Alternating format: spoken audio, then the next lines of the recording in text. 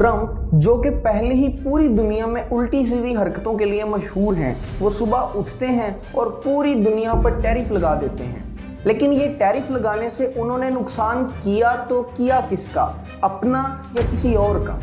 पूरी दुनिया जो कोविड के बाद अभी तक रिकवर हो रही है और अभी तक अच्छे से रिकवर नहीं हो पाई, ट्रंप की बेवकूफ़ियों की वजह से इसे और क्या क्या झेलना पड़ेगा। यूएस की जीडीपी 8% और सैलरी 7% से डिक्रीज करने वाली हैं।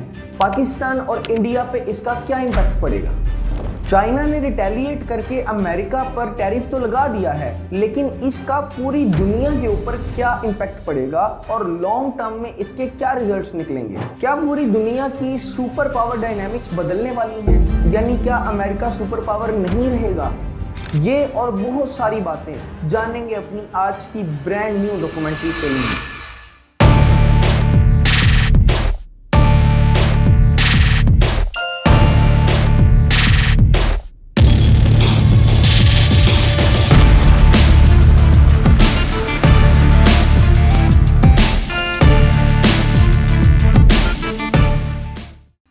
डोनाल्ड ट्रंप एक बिजनेसमैन जो यूएसए का प्रेसिडेंट बन गया, लेकिन डोनाल्ड ट्रंप शायद पूरी दुनिया को और यूएसए को बिजनेस के तौर पर ही चलाते हैं। वो कभी यूक्रेन के प्रेसिडेंट के साथ डिसरिस्पेक्टफुल बिहेवियर रखते हैं और कभी पाकिस्तानी स्टूडेंट्स के वीजा कैंसिल करते हैं। You're gambling with World War III. You're gambling with World War III. And what you're doing is very disrespectful to the country, this country. In short, Donald Trump के almost सारे decisions irrational और जल्दबाजी वाले होते हैं और बाज दफा वो ऐसे डिसीजंस भी लेते हैं जिससे उनकी अपनी कंट्री को ही नुकसान पहुंचता है। मिसाल के तौर पर 2017 में Donald Trump Paris climate deal से विदड्रॉ कर लेते हैं। इससे यूएस की डिप्लोमेसी और क्लाइमेट के बारे में सीरियसनेस पर सवाल उठाए जाते हैं और यूएस अपनी क्रेडिबिलिटी खो देता है क्लाइमेट चेंज के हवाले से। But I'm immediately withdrawing from the unfair one-sided Paris Climate Accord ripoff. ये डिसीजन इतना घटिया था कि जो बाइडेन को इसको विदड्रॉ करना पड़ा और फिर दोबारा पेरिस क्लाइमेट डील के साथ जुड़ना पड़ा। जब कोविड आया तो डोनाल्ड ट्रंप ने अपने रिस्पॉन्स को डिले कर दिया और लोगों को ये भी कहता रहा कि मास्क ना पहनो। I don't wear masks like him. Every time you see him, he's got a mask. He could be speaking 200 feet away from it. He shows up with the biggest mask I've ever seen. इससे लोगों की जानें तो गई ही गई, US को भी बेपनाह नुकसान हुआ। यूएस की जीडीपी 3.4% से श्रिंक हो गई और ये वर्ल्ड वॉर 2 के बाद सबसे बड़ा ड्रॉप था। इसी तरह का इर्रेशनल डिसीजन पूरी दुनिया पर टैरिफ लगाना था। Tariff. I always say tariffs is the most beautiful word to me in the dictionary. 2 अप्रैल 2025 को डोनाल्ड ट्रंप ये कहते हैं कि हम पूरी दुनिया पर टैरिफ लगाएंगे। मिसाल के तौर पर आज की डेट में अमेरिका ने चाइना पर 145% टैरिफ लगाया है और इन रिटर्न चाइना ने 125% टैरिफ यूएस पर लगाया है। यानी एक ट्रेड वॉर स्टार्ट हो चुकी है और डोनाल्ड ट्रंप ने 2 अप्रैल यानी जब उसने टैरिफ लगाए, इस दिन को लिबरेशन डे का नाम दिया। My fellow Americans, this is Liberation Day. Waiting for a long time. लेकिन सबसे पहला सवाल ये पैदा होता है कि टैरिफ होता क्या है और ये लगाया क्यों जाता है? कोई भी इंपोर्ट की जाने वाली प्रोडक्ट यानी कोई ऐसी प्रोडक्ट जो किसी दूसरी कंट्री से आपके मुल्क में मंगवाई जा रही है, उस पर एक टैक्स लगाया जाता है। इसी टैक्स का नाम टैरिफ होता है।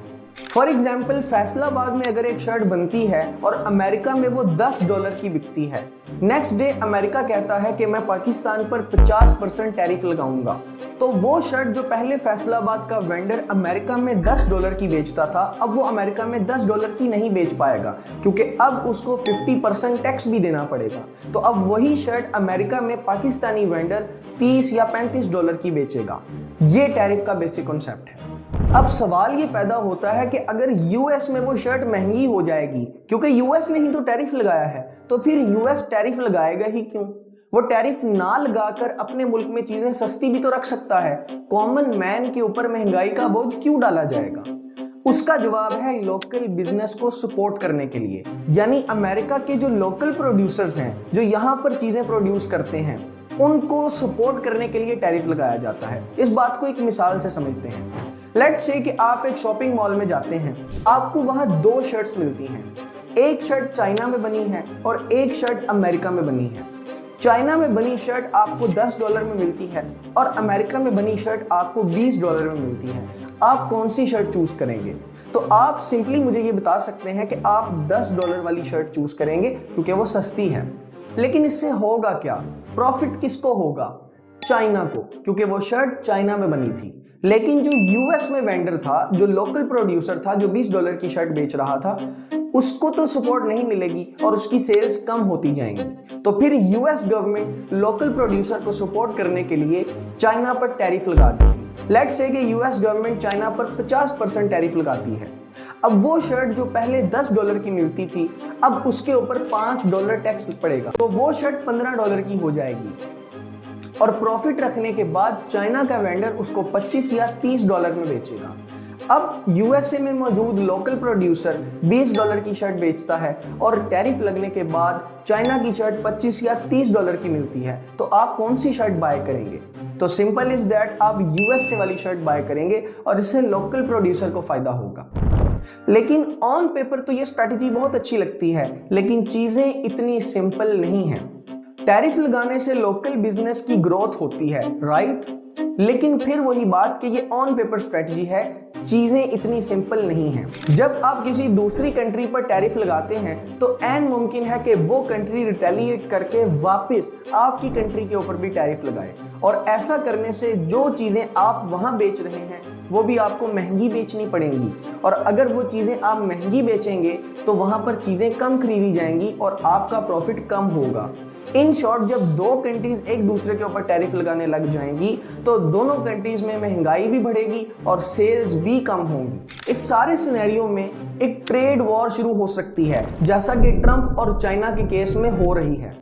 अब ट्रंप का ये कहना था कि पूरी दुनिया ने अमेरिका को लूट खाया है, यानी पूरी दुनिया ने अमेरिका पर टैरिफ लगाए हैं, तो अमेरिका अब इनसे बदला लेगी। यानी जिस जिस कंट्री ने अमेरिका पर टैरिफ लगाए हैं, अमेरिका इन रिटर्न उसके ऊपर टैरिफ लगाएगी। Instituting reciprocal tariffs on countries throughout the world. Reciprocal, that means they do it to us and we do it to them. For example, America के China पर tariff 2 अप्रैल से पहले 34% थे, लेकिन फिर ये 84% कर दिए गए। चाइना ने इन रिटर्न यूएस पर 34% टैरिफ लगाया। देन अमेरिका ने ये टैरिफ्स 84% से बढ़ाकर 125% कर दिए, और रिटेलिएट करते हुए चाइना ने ये 84% कर दिए।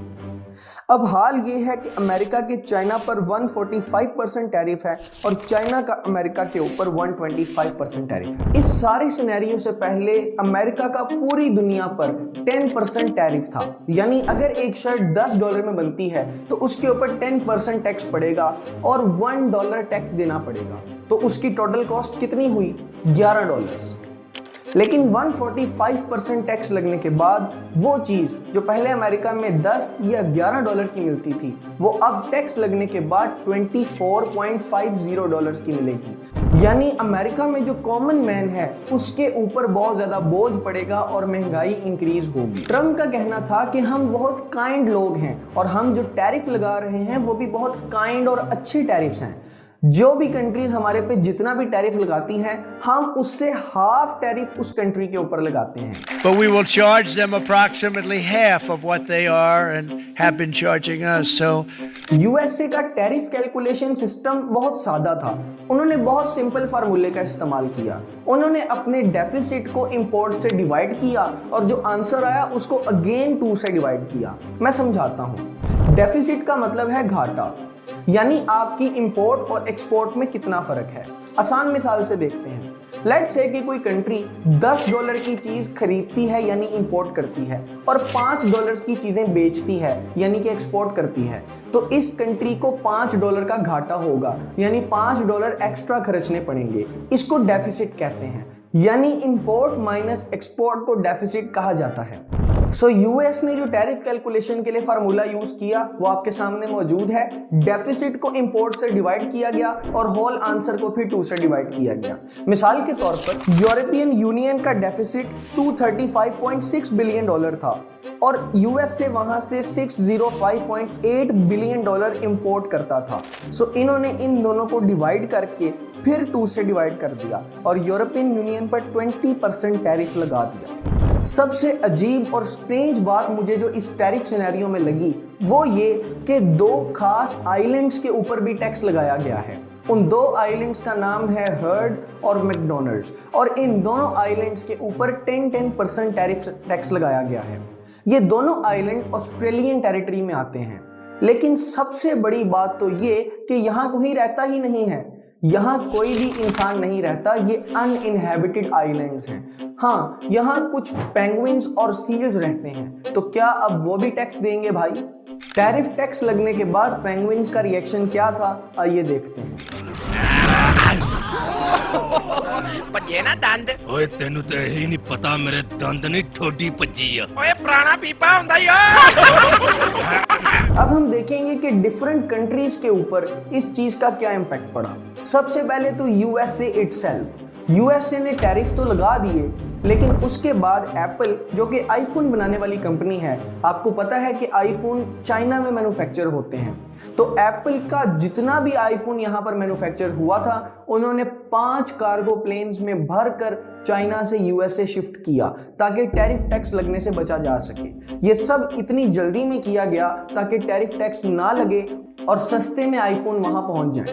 इस एक्ट से स्टील और एल्यूमिनियम इंडस्ट्री स्टार्ट में तो ग्रो की, लेकिन जो कॉमन मैन था उसके लिए प्राइसेस आसमान को छूने लगी हैं, यानी वहां पर महंगाई बढ़ रही है। जैसा कि पहले भी बता चुका हूं, इस सारे प्रोसेस में यूएस की जीडीपी 8% डिक्रीज हुई है और वेजेस यानी कि सैलरी 7% कम हुई है। यूएसए की सारी न्यूज में पोटेंशियल रिसेशन का शोर मचाया जा रहा है। Pushing the US economy into recession. Trade war could push the economy into some sort of recession. यानी पूरी दुनिया में रिसेशन आने का शदीद खतरा है, यानी कि स्टॉक मार्केट भी ड्रॉप करेगी, बिटकॉइन मार्केट भी ड्रॉप करेगी और ये सारी चीजें वोलेटाइल हो जाएंगी, यानी आप इसके बारे में प्रिडिक्ट नहीं कर पाएंगे। On the other hand China, जिसके ऊपर ये टैरिफ्स लगाए गए हैं, उसकी जीडीपी 2.4% से डिक्रीज हुई है। अगर आप इसको अमेरिका की जीडीपी से कंपेयर करें जो कि 8% गिरी है, तो चाइना अभी भी बहुत बेहतर हालत में है। चाइना में 10 से 20 मिलियन लोग जो एक्सपोर्ट जॉब्स के साथ ताल्लुक रखते हैं, उनकी जॉब जाने का खतरा है, क्योंकि टैरिफ लगने के बाद एक्सपोर्ट कम हो जाएगी और एक्सपोर्ट के कम होने के बाद इनकी जॉब्स भी चली जाएंगी। लेकिन एक सबसे बड़ा फायदा जो चाइना को यहाँ हो रहा है, वो जितनी एक्सपोर्ट अमेरिका को किया करता था, अब वो दूसरी countries, south east Asian countries के साथ करेगा। यानी वो अपनी एक्सपोर्ट को डाइवर्सिफाई कर देगा, जिससे वो अमेरिका पे कम डिपेंडेंट होगा और फ्यूचर में उसकी हालत काफी बेहतर हो सकती है। इसके बारे में बात आगे करते हैं। यूरोप जो कि पहले ही मंदी का शिकार है और बहुत सारी प्रॉब्लम से जूझ रहा है, इस रिसेशन और यूएसए के टैरिफ्स की वजह से वहां पर खर्चा $1300 मंथली से इंक्रीज होने वाला है। 79,000 जॉब्स खतरे में हैं और इन्फ्लेशन का शदीद खदशा है, यानी कि यूएसए, चाइना और यूरोप, यहां तक कि पूरी दुनिया में इससे शदीद रिसेशन और प्रॉब्लम्स आने का खदशा किया जा रहा है। अगर हम बात करें मुल्क पाकिस्तान की, तो 20 से 25% एक्सपोर्ट हम अमेरिका में करते हैं और वो एक्सपोर्ट अब कम हो जाएगी।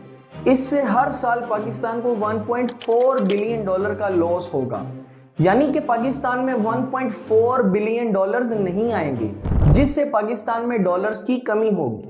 डॉलर्स की कमी होने से रुपए के ऊपर यानी पाकिस्तानी करेंसी के ऊपर प्रेशर बढ़ेगा, जिससे इसकी वैल्यू मजीद कम होगी। जिसका क्या मतलब है? जिसका मतलब है कि पाकिस्तान में महंगाई बढ़ेगी, तो यूएसए की टैरिफ का डायरेक्ट इफेक्ट पाकिस्तान पर होगा और वह इस सूरत में होगा कि पाकिस्तान में महंगाई इंक्रीज होने वाली है। सबसे बड़ा नुकसान टेक्सटाइल इंडस्ट्री को हुआ, क्योंकि सबसे ज्यादा एक्सपोर्ट यूएसए में टेक्सटाइल यानी कि कपड़े ही किए जाते हैं। मेरे ख्याल में ट्रंप का ये स्टेप यूएसए की ताबूत में आखिरी कील साबित होने वाला है। यानी यूएसए जो पहले ही ग्रेजुअली नीचे जा रहा है और चाइना उसको ओवरटेक कर रहा है, इस इर्रेशनल डिसीजन की वजह से यूएसए में जब रिसेशन आएगी तो चाइना उसको ओवरटेक कर लेगा और तो और चाइना अब अपनी एक्सपोर्ट को डाइवर्सिफाई भी करेगा। मेरे ख्याल में आने वाले 10 से 15 साल में पूरी दुनिया की पावर डायनामिक्स शायद बदल ही जाएं, यानी कि अमेरिका सुपर पावर ना रहे और चाइना एक बहुत बड़ी सुपर पावर बनकर ऊपर आए। ये मेरा ओपिनियन है। आपके ख्याल में दुनिया की पावर डायनामिक्स इस स्टेप के बाद क्या होंगी, आप कमेंट सेक्शन में बता सकते हैं। इन दी एंड मैं ये कहना चाहूँगा कि बड़े बड़े लीडर्स जब इस तरह के डिसीजन लेते हैं तो सबसे ज़्यादा इम्पैक्ट गरीब लोग होते हैं या कॉमन मैन होता है। तो इस तरह के लीडर्स को सोच समझ के डिसीजंस लेने चाहिए ताकि कॉमन मैन का ख्याल रखा जा सके, नहीं तो पिस्ता हमेशा गरीब ही है। आज की वीडियो में इतना ही। बहुत शुक्रिया। अल्लाह हाफिज़।